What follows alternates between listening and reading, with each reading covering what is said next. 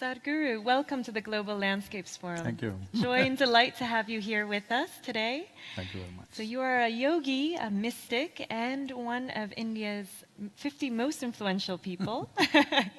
And 3 decades ago, you founded the Isha Foundation, which has human well-being at its core commitment. Today, you have over 9 million volunteers.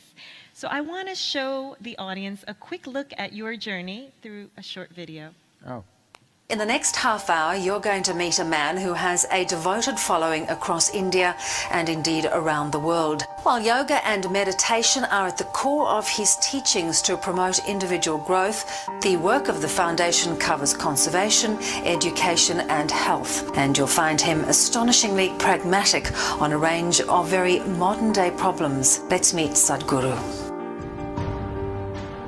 For the very first time in the history of humanity, we have the necessary resource, we have the necessary capability, we have the necessary technology to address every human problem on the planet.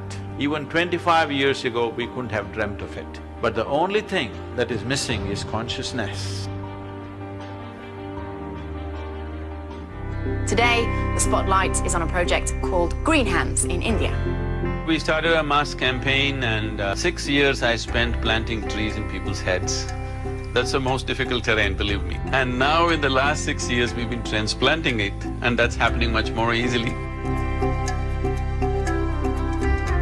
Action for Rural Rejuvenation is mainly aimed at rejuvenating the human spirit.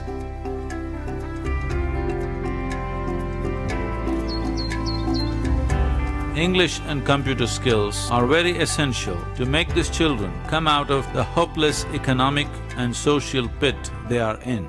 If you could first tell our viewers, what is the idea behind it? Initiative, insight, which is more specific towards entrepreneurs. Whatever the nature of your business, ultimately, it is all about human well-being.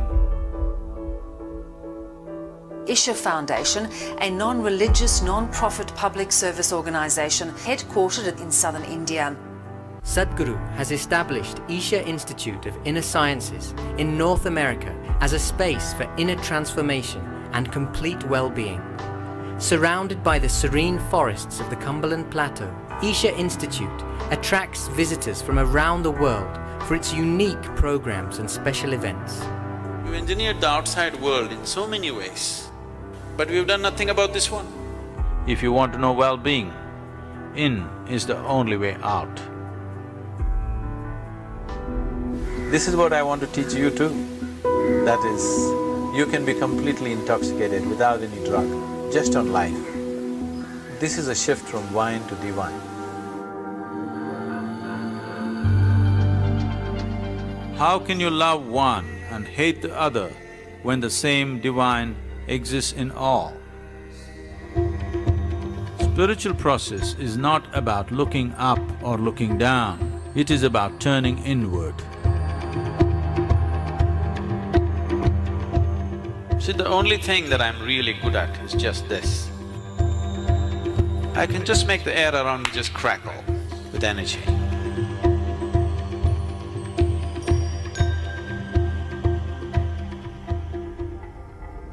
Adi Yogi is the source of yoga, the first yogi. Adi Yogi will inspire many generations to take up yoga. One truly remarkable thing that Sadhguru has done is, he has made yogis out of ordinary common people. We're tracking a mammoth movement, an incredible rally starting from Kanyakumari, reaching up to the Himalayas, all in a month with the sole purpose of rejuvenating India's rivers. Every state is responding. This is concurrence and this is wonderful. I'm very happy that Sadhguru has taken up this cause. It should also become a people's movement for our own survival, for the survival of our children. If you have to describe yourself in one word, Would you consider wildlife as 2 words or 1 word?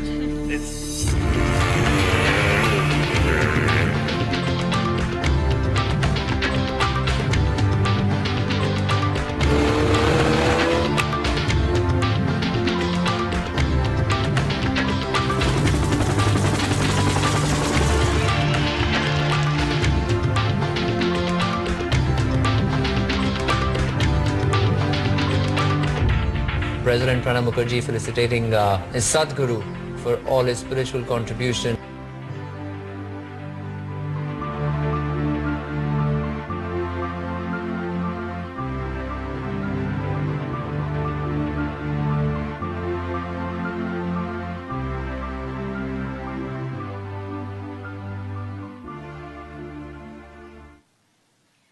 So, Sadhguru, very inspiring accomplishments in your humanitarian work, but also a really thrill seeker, I see, on a motorcycle.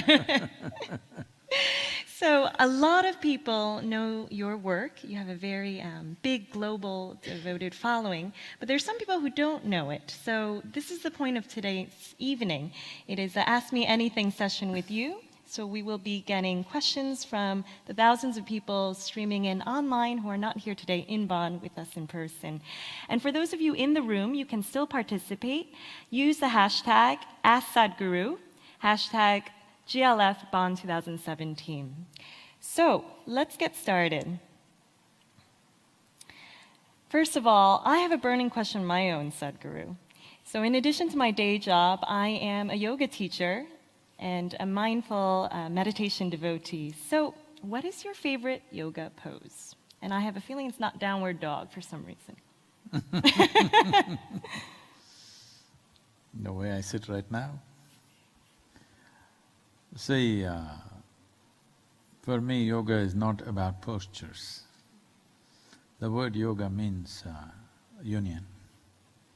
Union means, in most people's experience of life, it is me versus the rest of the universe. If it's you versus the rest of the universe, it's a hopeless fight. So Yogi has realized that this is a hopeless situation to be in, and he has learned to open up what I call as myself and make it like everything. So there is no me and the universe, there's just me, or there's just the universe. So in what posture do you want to sit? It's up to you. It depends what kind of seat they provide you. And you've talked about this a lot, the idea of inner engineering. One of the people looking in here, like how you came up with this concept of inner engineering, and what does it mean?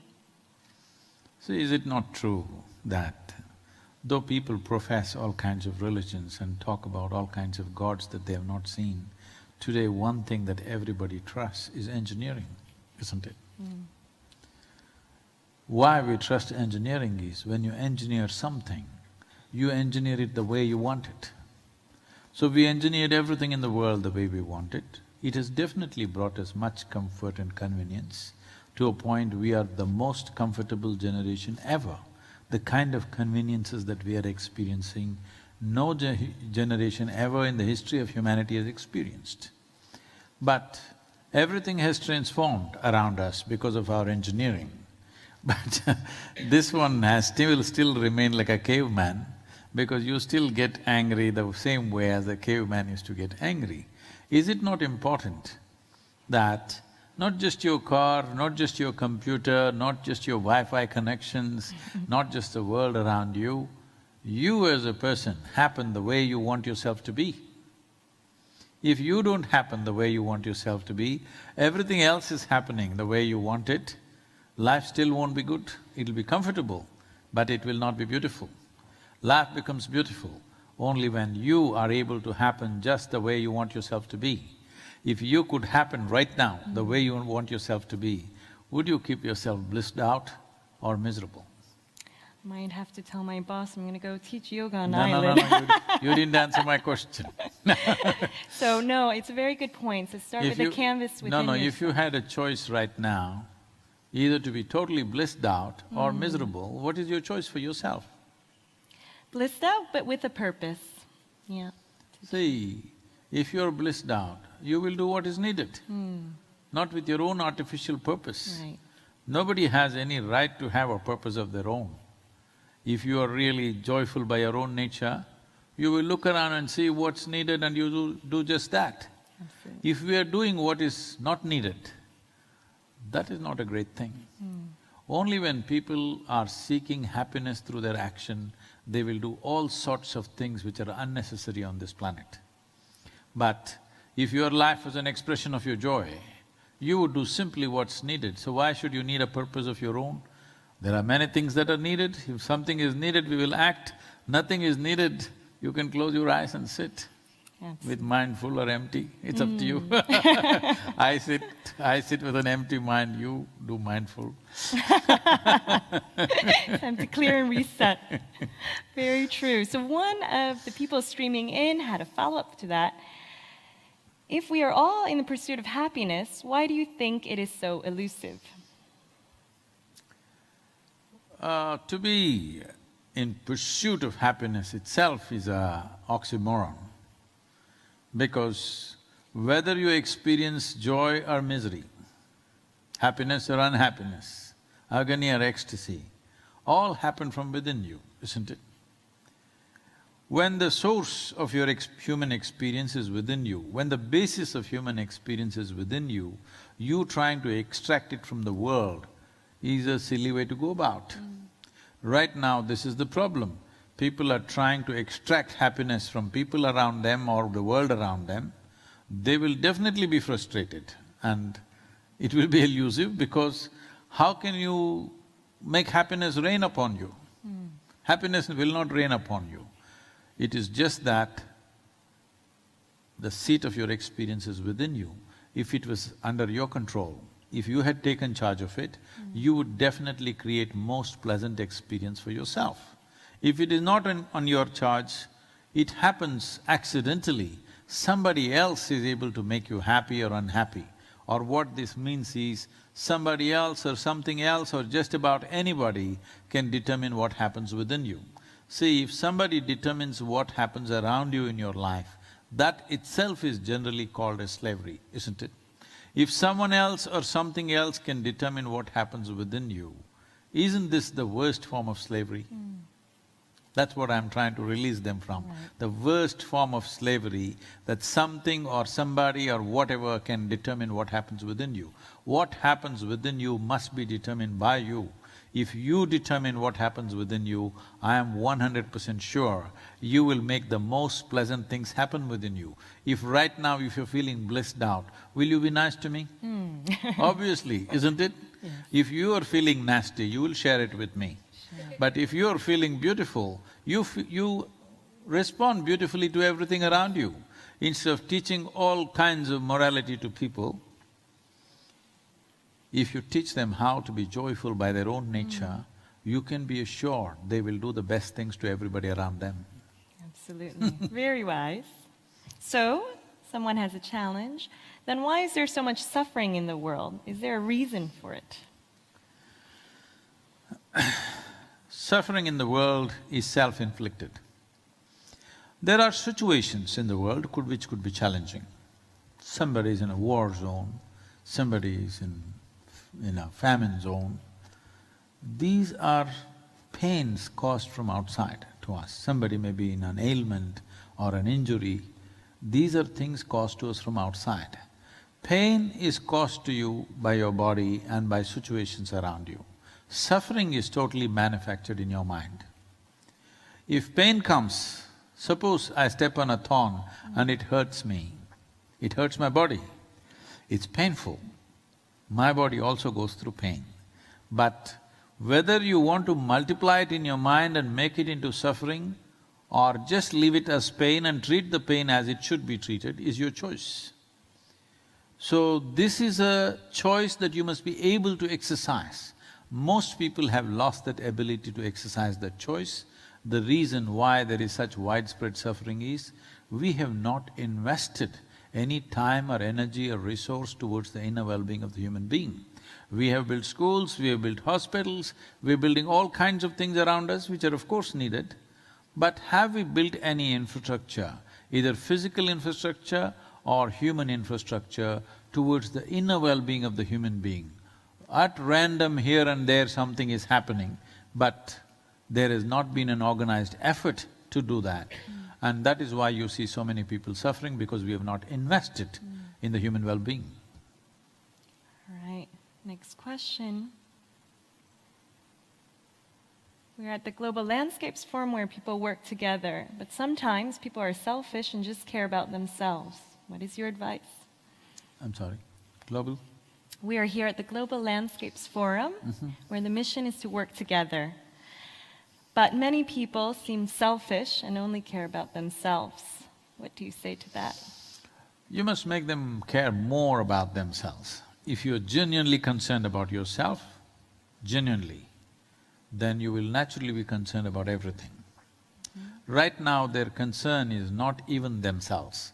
It is their thought, it is their emotion, it is their ideology, it is their belief systems, it is their prejudices that they're concerned about.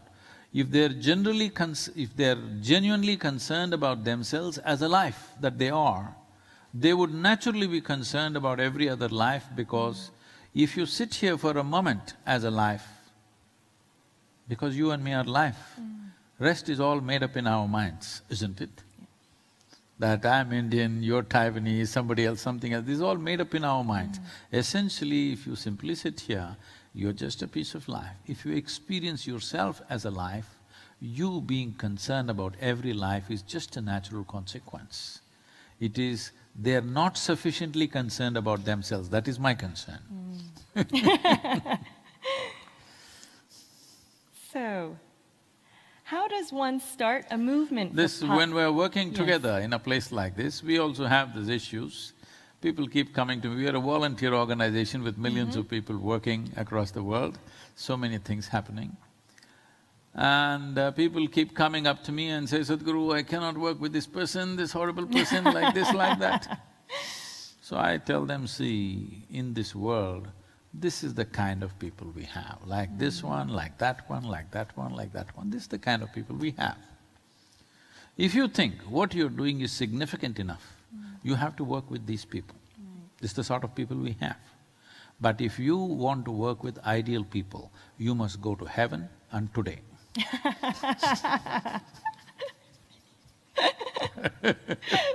Good response. So, someone's writing in, how does one start a movement for positive change, like Rally for Rivers? How did you get it off the ground? So the most important thing is, if we talk about some vague, abstract idea, it's not going to reverberate with the people. It must concern their lives. And if you clearly make it in such a way that it's about them, it's not about you, then naturally people will take up to it. One simple thing which is very clear in my mind, when I said this one sentence reverberated across the country in India. I said, this is not an agitation, this is not a protest, this is a campaign to raise awareness and to bring about a policy for the well-being of our rivers.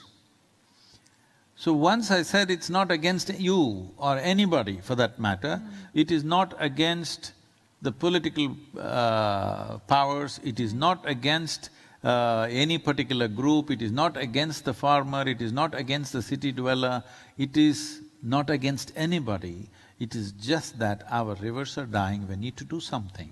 When it was appealed in such a way that it was never against anybody, it is for everybody, and it's not about me, it's about you, naturally people reverberate with that. Absolutely. So, I'm getting a question here. How can we, school students, give our support to Rally for Rivers? This is from someone in India. This is one phenomenal thing that happened in the country, the school children. Incredible things that they produced in the last 3 months. The way they stood up and supported, the kind of, lot of artwork they did and the messages they gave out and the videos that they made. The children did such a fantastic job which inspired millions of people to act. And when we asked them to paint a river, we had a painting competition running across some 160,000 schools. The most painful thing was to see that many children just painted sand and they thought it's a river, because that's the kind of river they've seen. Right. they've never seen a flowing river. And we made some kind of a brief survey and we found 80% of the population below 20 years of age in a city has not seen a river in their life. They only read about it, they only heard about it, they saw it in the movies, but they never seen a river in their life because they never went. They live in an apartment home, they just go to school and they come back and they study and that's about it. They never went to a river. So when I made this thing that, as a… It's something that I always kind of, against people taking selfies with me and I have never taken a selfie myself. I said I'm compromising this no selfie business and I took 8 selfies till now with 8 different rivers and it caught on in a big way that Sadhguru is taking selfies. I said only with a river, not with you, not with anybody, not with prime ministers and presidents, but only with a river I will take a selfie. And children started taking selfies with the rivers, they compelled their parents to take them to the rivers and this became a large movement and children have done wonderfully well. So for the child who's asking this question, the time for giving the missed call is over, it is in the works to become a policy.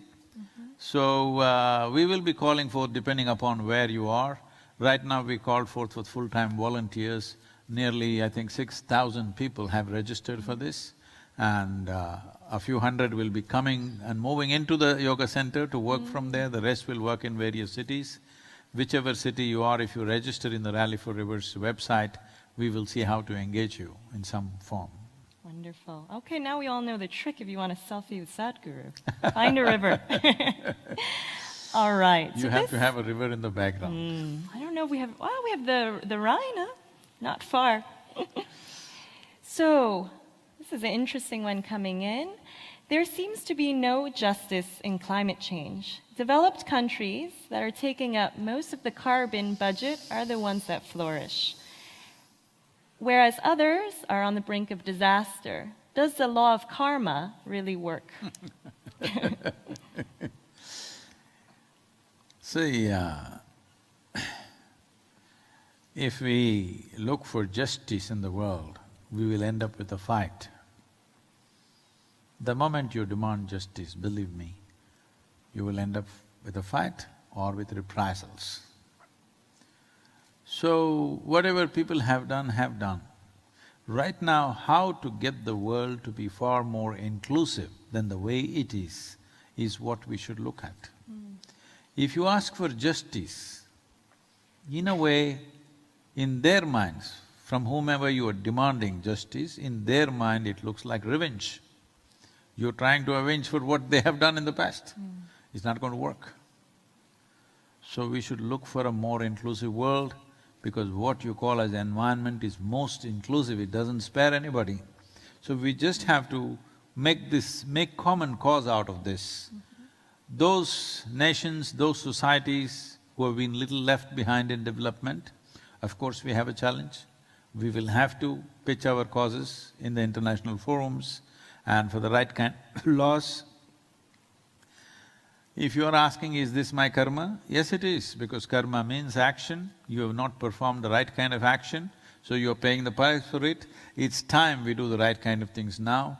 We must understand this much, that in our lives, if we do not do what we cannot do, there is no issue. But if we do not do what we can do, we are a disastrous life. So don't be a disastrous life thinking up all kinds of philosophies for yourself. It is very important we as a generation of people do whatever we can do to set things right. And this is our time on the planet. We must understand this. Those of you who think you're immortal, I'm just reminding you, you're mortal, you'll be dead one day, all right?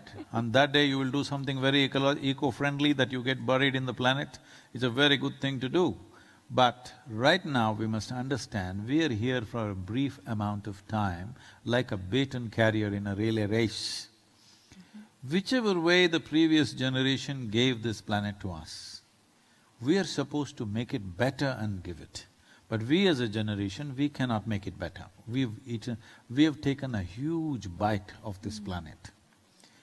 So it's important that at least we make an attempt to give this planet to the future generation as it was given to us. At least to that extent, we must do, and there is enough time to do that. In the next 25 years, the damage that we have caused in the last 50 years can be turned around if we do all the right things. The question is only, are we going to be that generation which has the courage and the commitment to do the right things, or are we a vain generation who just talk about it and walk away? Right. So on that vein, I just got a question. What do you think the youth around the world need to do to leave this world a better planet for the next generation? Well, everybody will tell you consume less and save the water, save this, save that. Yes, all those things must be done, I'm not questioning that. But the most fundamental thing that nobody wants to address in this world is, see, at the beginning of 20th century, we were only 1.6 billion people. Today we are 7.3 billion people. I think that's an irresponsible reproduction. This is not just because of reproduction, our lifespans have increased. That means we have postponed death. If we have postponed death, is it not important to postpone birth? I'm not talking about any great philosophy, I'm just talking about simple arithmetics. If you postpone death, should you not postpone birth? And we're nice, but we're just too many.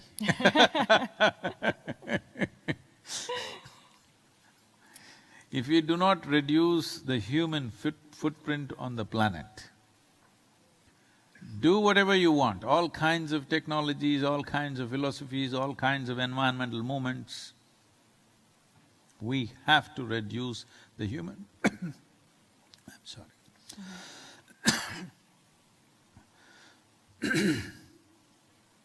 Thank you, that's good.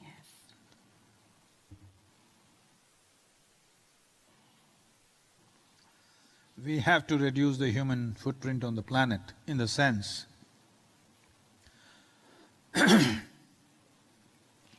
see, right now we're 7.3 billion people. By 2050, the World Health Organization estimates we could be 9.6 billion people. By 2075, we are supposed to be 12.6 billion people. By the end of the century, we are supposed to be 14 billion people. There is no way you're going to save this world or save the forest or river with 14 billion people walking on this planet. Because our ability to consume because of our technological prowess has increased so much. What 1,000 people used to consume 100, 200 years ago, one person consumes today, simply because of the variety of things. Well, you can improve technology, you can drive an electric car, but electric car may not smoke in your city. But even for the electric car, there's a whole lot of stuff going into it, all right? Electricity has to be generated somewhere. So, without reducing human population, trying to curtail human aspiration is not going to work. I know human beings well enough. You try to curtail their aspiration, they will do or they will seek their aspirations or fulfillment of their aspiration in clandestine ways. It is very important, instead of making projections that by 2050 we will be 9.3 billion people, why don't we have a plan how to reduce this population? So, on the lighter vein, I'm saying, I'm talking to people in India and saying, I'm going to institute an award for all those young ladies who are healthy, who are capable of bearing children, but chose not to do that. I want to give them an award because their service for the future of this planet is too big to go unrecognized. Interesting view. You getting the award? For now, I still qualify. All right, so Sadhguru, you've done a lot, but what is the one thing you wish you could change about the world? Human beings? Everything else is perfect.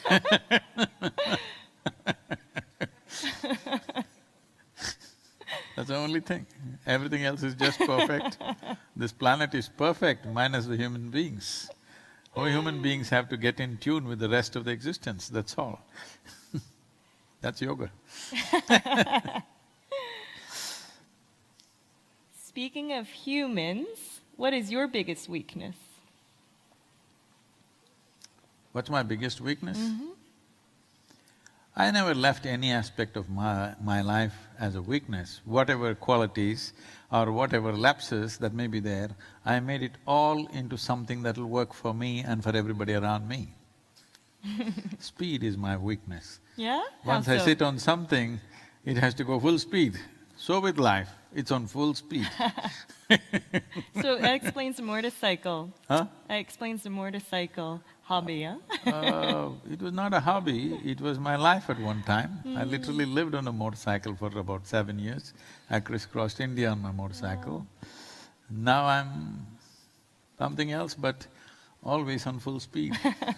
It's good, there's a lot to do, there's a lot of action we need to take, so it's good to have people like you. All right, so Sadhguru, our last question for you is…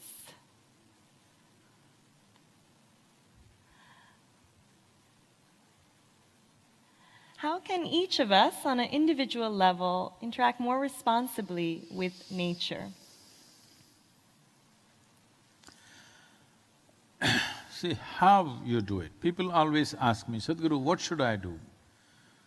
So somebody says you must have a shower with 2 liters of water. Well, maybe you need 25 liters of water, maybe somebody needs 50 liters of water. I am not here to tell you what you should do.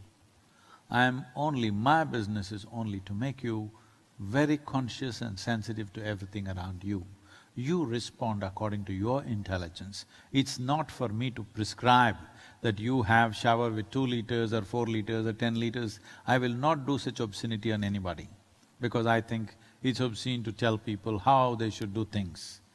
But I'm saying you must be conscious that your life is not a bubble separated from the rest of the world or from the universe.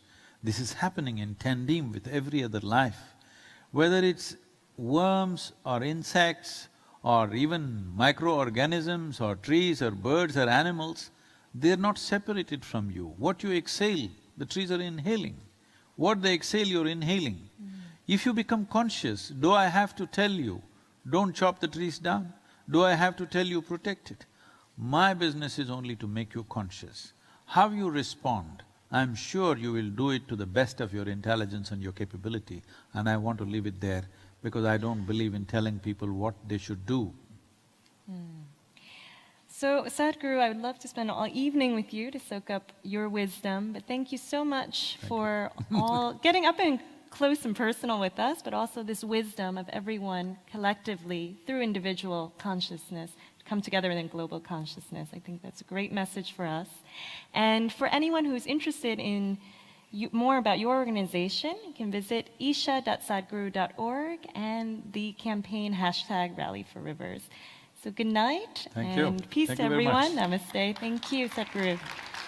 Thank you.